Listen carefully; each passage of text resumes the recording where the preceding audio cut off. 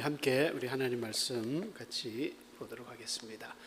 오늘은 신약성경 에베소서 2장 맨 끝절입니다. 21절, 22절 두 절 말씀 같이 합독을 하겠습니다.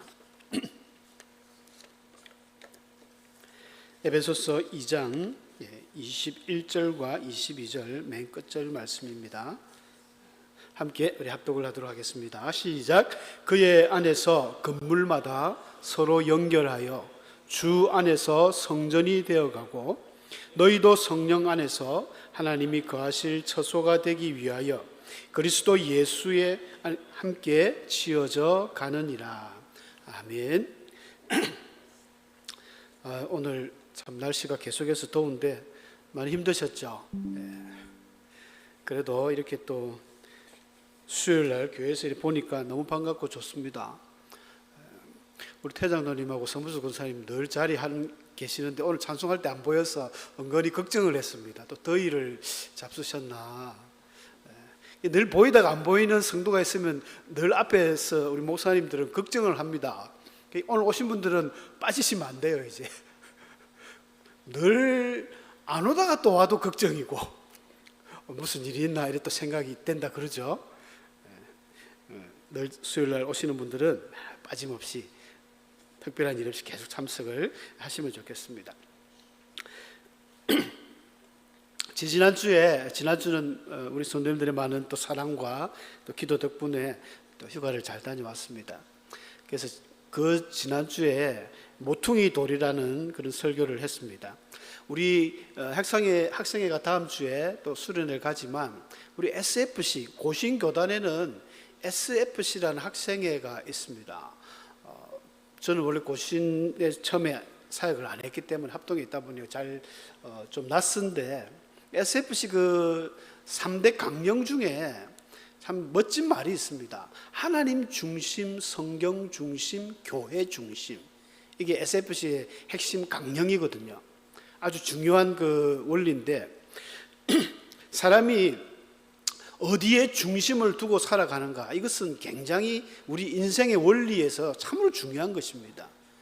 내가 무엇에 관심을 가지고 어디에 중심을 두는가. 그래서 앞에 있는 그림처럼 이 모퉁이 돌이라고 전에 말씀드렸지 않습니까? 우리 건물의 가장 중심이 되고 핵심이 되는 모퉁이 돌, 머릿돌. 우리가 예수 그리스도가 바로 모퉁이 돌이다. 그 앞에 20절에 그런 말이 나옵니다.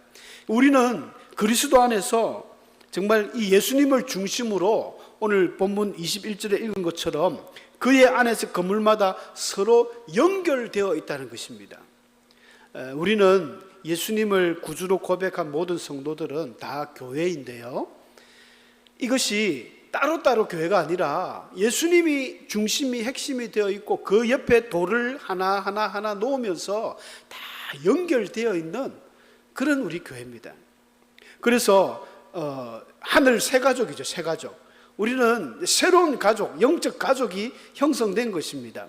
예수님께서도 누가 내 어머니며 누가 내 누이고 누가 내 가족인가, 바로 하나님 뜻 안에서 함께 사는 이 무리가 진정한 가족이다라고 예수님이 말씀해 주셨지 않습니까? 우리는 하나입니다. 하나인데 아이러니하게도 영적 가족인데도 불구하고 좀 안 맞는 경우도 있지 않습니까? 진짜 가족들도 형제들이 많은 집안에 보면 옥신각신합니다. 막 서로 싸우기도 하고 불평이 생기고 시기질도 합니다. 왜 언니는 좋은 거 주는데 나는 맨날 왜 언니 옷을 물려 입느냐?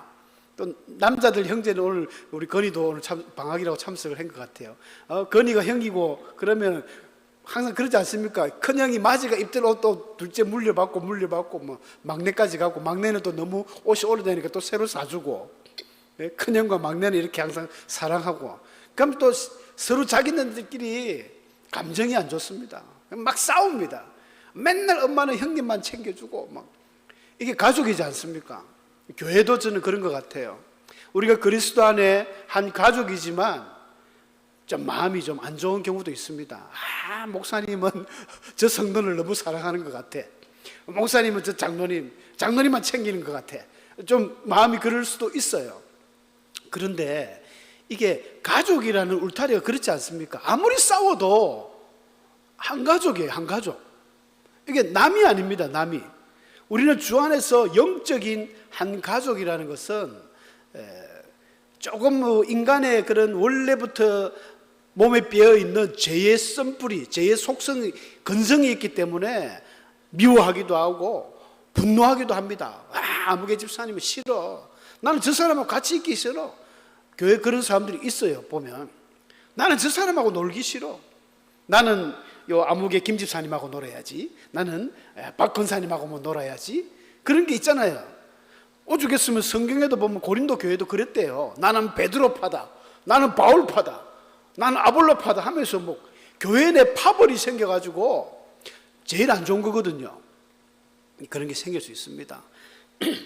그런데 그게 적당히 정도껏 해야지. 아무리 해도 어차피 너는 가족이다. 이게 없으면 이제 칼부림 납니다. 칼부림. 교회에서 그렇게 하면 안 됩니다. 예수님께서 이 땅에 왜 오셨습니까? 예수님이 십자가에서 왜 죽으셨습니까?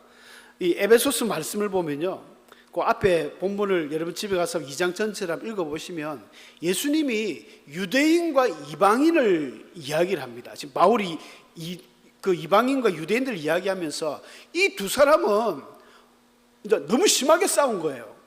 원수가 되었다고 합니다. 원수. 그래서 14절 말씀을 보면 이런 말씀이죠. 그는 우리의 화평이다.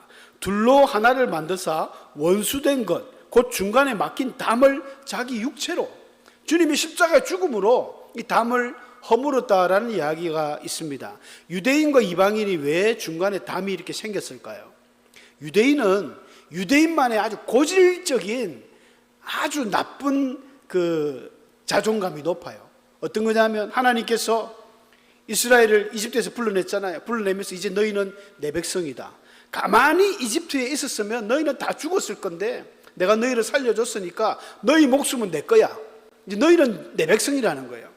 그러니까 하나님이 내 백성이면 나의 법에 따라서 살아야 된다 하고 모세에게 막 십계명을 주고 두 돌판을 주고 하나님 법대로 살아야 되기 때문에 레위기서 보면 사람 관계는 어떻게 해야 되고 제사는 어떻게 드려야 되고 뭐 사회윤리는 어떻게 되고 성적인 도덕은 어떻게 해야 되고 이런 것들을 자세하게 알려주셨습니다. 왜? 내 백성이니까.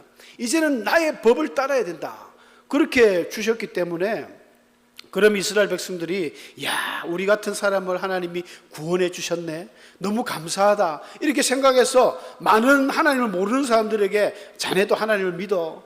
자네도 하나님을 믿어보게. 이렇게 복음을 전하고 그 제사장 나라가 되라고 하나님이 말씀해 주셨던데 이들은 완전히 거꾸로 180도 하나님은 우리만 사랑해. 이런 잘못된 독선적인 그런 민족적인 그 민족성이 생겼어요. 그러다 보니까 이방인들을 바라볼 때 너희들은 하나님이 싫어해. 지옥의 땔감으로 만들었어. 이상하게 개나 돼지나 소 말들은 말을 못하는데 저 이방인들은 왜 말을 하지? 그래서 말하는 짐승이라는 거예요. 이방인들을 향해서. 우리도 이방인들 아닙니까? 여러분 유대인들이 만약에 우리에게 나타나고 이상하네. 말을 할 줄 아는 동물이네. 너희들은 지옥의 땔감으로 하나님이 만들었어. 왜 태어났니? 막 이렇게 하면 이방인들이 그것을 듣고 기분 좋아할 사람은 아무도 없겠죠. 기분이 팍 나쁜 거예요. 야, 너희만 신 있나? 너희가 믿는 여호와 우리도 있다. 우리는 뭐 바알 신도 있고 아세나도 있고 뭐 온갖 성경의 잡신들이 많잖아요. 제우스 신이 있고 우리도 신 있다. 너희만 신 있나? 하면서 이방인들이 유대인들을 또 끔찍히 싫어합니다. 유대인들은 하나님의 성전에도 이방인이 못 들어오게 하잖아요. 이방인의 뜰은 여기까지만 들어온나 해가지고 벽을 딱 세워놨거든요.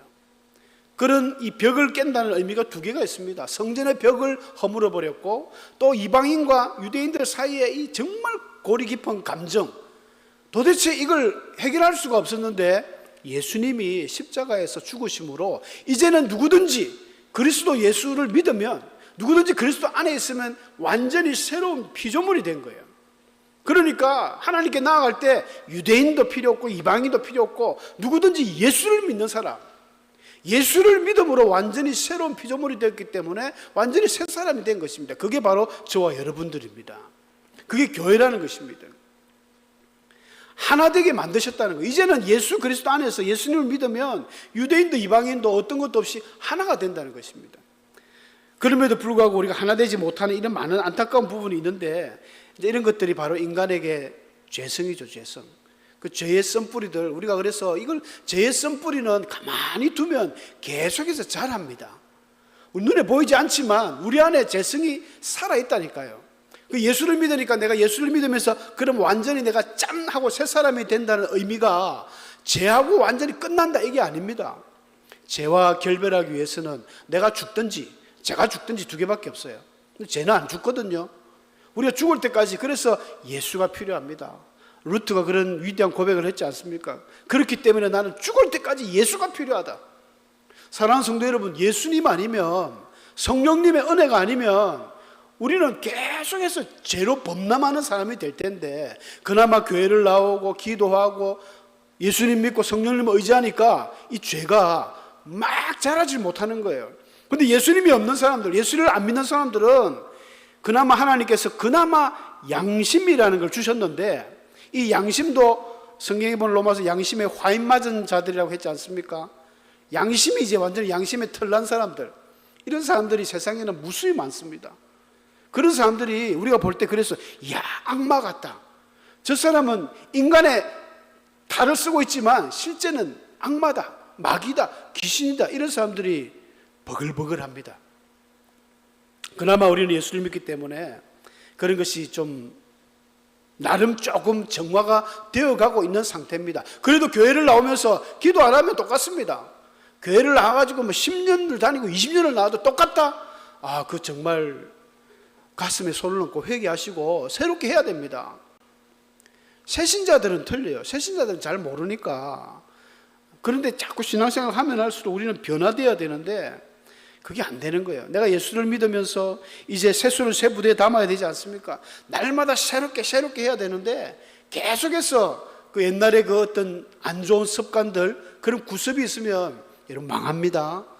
절대 그거는 날마다 우리는 하나님처럼 하나님이 아침마다 새롭다 했잖아요.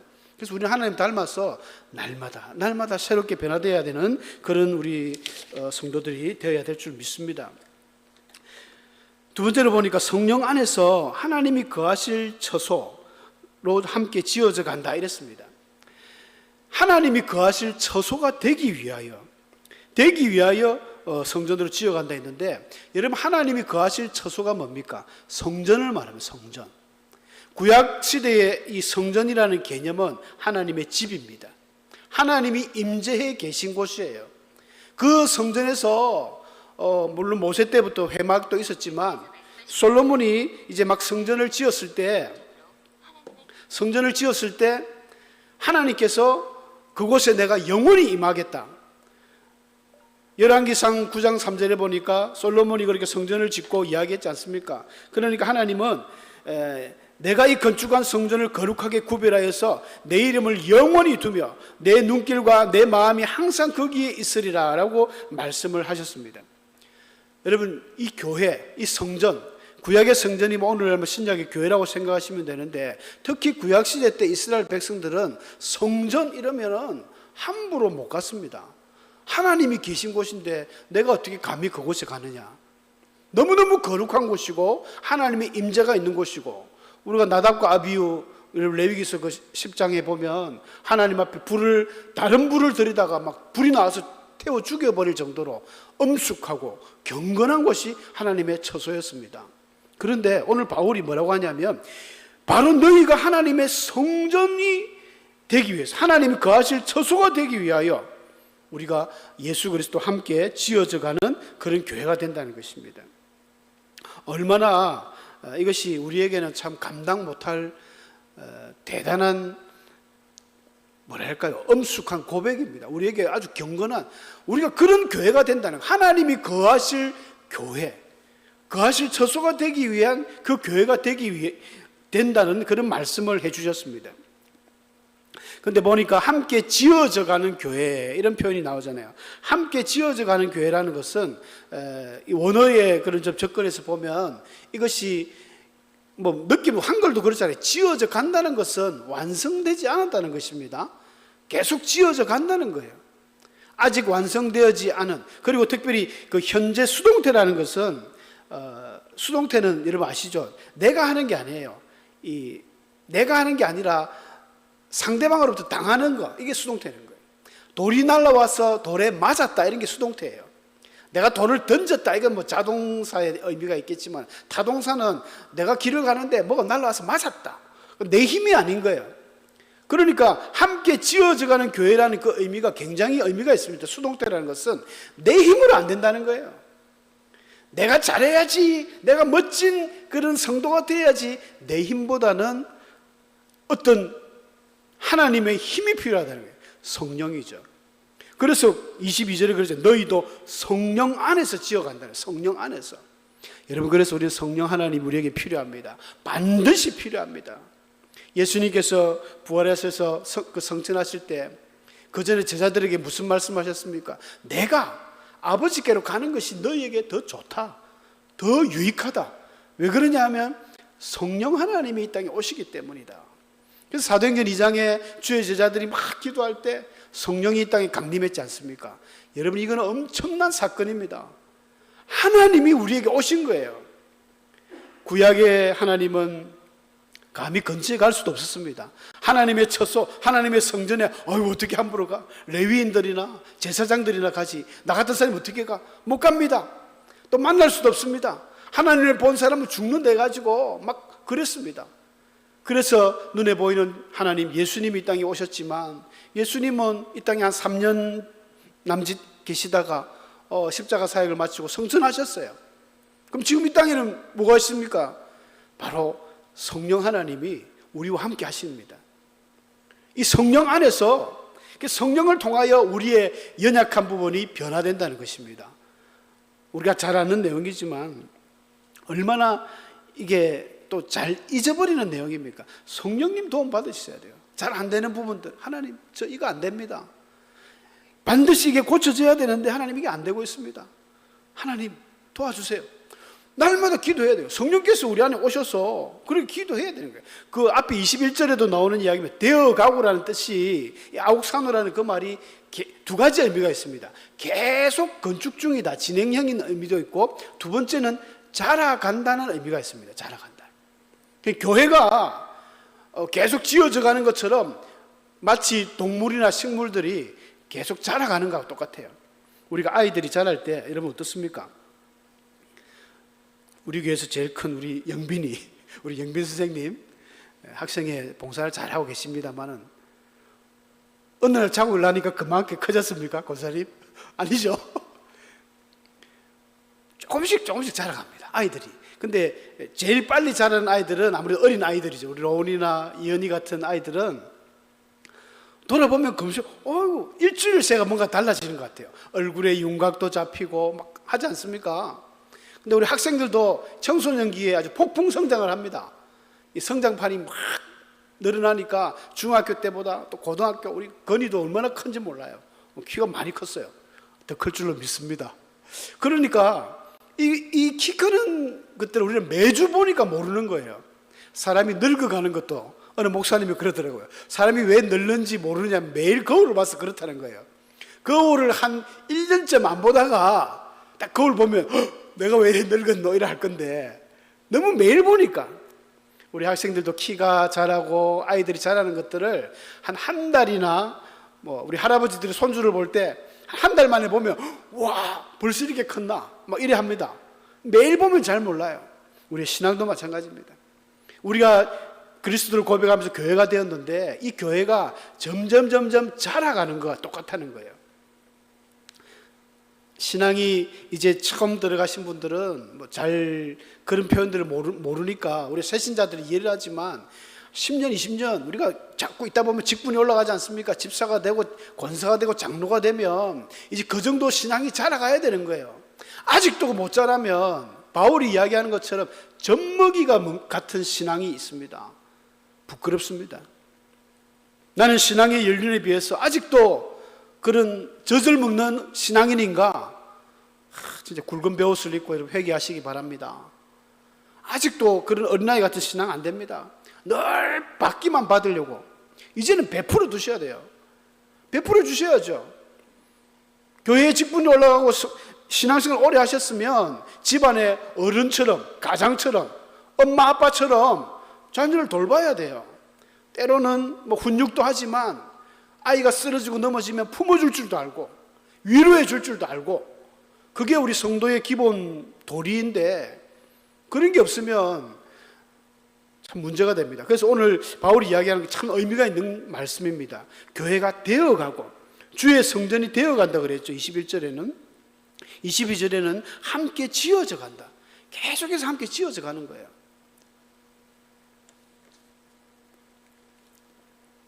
어디까지 지어가야 될까요? 교회의 머리 대신 예수님까지 닮아가는 교회가, 우리가 교회, 그런 성도가 되어야 됩니다. 에베소서 4장 15절을 보니까 오직 사랑 안에서 참된 것을 하여 범사에 그에게까지, 예수님에게까지 자라라. 그는 머리니 곧 그리스도다. 여러분, 예수님께까지 자라가셔야 돼요. 그래서 우리의 신앙이, 우리의 교회가 예수님의 마음으로, 예수님처럼 말하고 예수님처럼 행동하자. 제가 한번 뽑아봤습니다. 적어봤습니다. 우리 이 부분 같이 한번 읽으면서 한번 고백하며 다짐해 보기를 원합니다. 예수님의 마음으로. 시작. 예수님의 마음으로 예수님처럼 말하고 예수님처럼 행동하자. 신앙이 들어가면 들어갈수록 예수님을 닮아간다고 합니다. 예수님의 마음을 가지면 어떤 일이 일어납니까? 불쌍히 여기는 거예요. 보기 싫은 사람이 있어도 그 사람에게 예수님의 마음처럼 긍휼하게 여겨집니다. 여러분, 예수님은 세상 모든 사람들이 자기가 힘이 있고 권력이 있고 능력이 있고 막 까불러도 예수님 눈에는 참 척은이 보입니다. 아휴, 너 그러다가 얼마 안 있으면 죽을 텐데 너 어떡할래? 예수님은 그런 마음 아니었겠습니까? 항상 그들을 척은이 여기셨어요. 우리도 그런 예수님의 마음이 필요합니다. 긍휼의 마음, 위로하는 마음, 품어주는 마음, 사랑하는 마음. 그 다음에 말도 바뀌어요. 신앙이 오래 연수가 들어가면 예수님처럼 말합니다. 그래서 야, 너는 무슨 교회를 다니더니 뭐 진짜 성자가 다 됐네, 이런 칭찬, 최고의 칭찬입니다. 우리 그리스도인이 받는 칭찬 중에 최고의 칭찬이, 야, 너 보니까 예수님 같다. 야, 너 보니까 나도 교회 가고 싶다. 나도 너처럼 되고 싶다. 최고의 칭찬입니다. 그런 칭찬 받아보셨습니까? 이제 그런 칭찬 받아보려고 예수님까지 자라가는 우리의 신앙이 되셔야 됩니다. 그리고 예수님처럼 또 행동하는, 오른쪽 뺨을 맞으면 왼쪽도 될 수 있고, 이런 그리스도인의 삶이 가장 좋은 삶이고, 또 그렇게 목표를 잡으라고 했습니다. 빛의 열매는 모든 착함과 의로움과 진실함에 있다고 바울이 이야기하지 않습니까? 우리 그리스도인들이 정말 믿음대로 산다, 또 하나님 앞에 훌륭한 신앙이다, 무엇을 말합니까? 변하는 것입니다. 변하지 않는 것은 고인물을 썩듯이 변하지 않고 그대로 교회만 다니는 것은 문제 있습니다. 자라지 않는 신앙은 안 됩니다.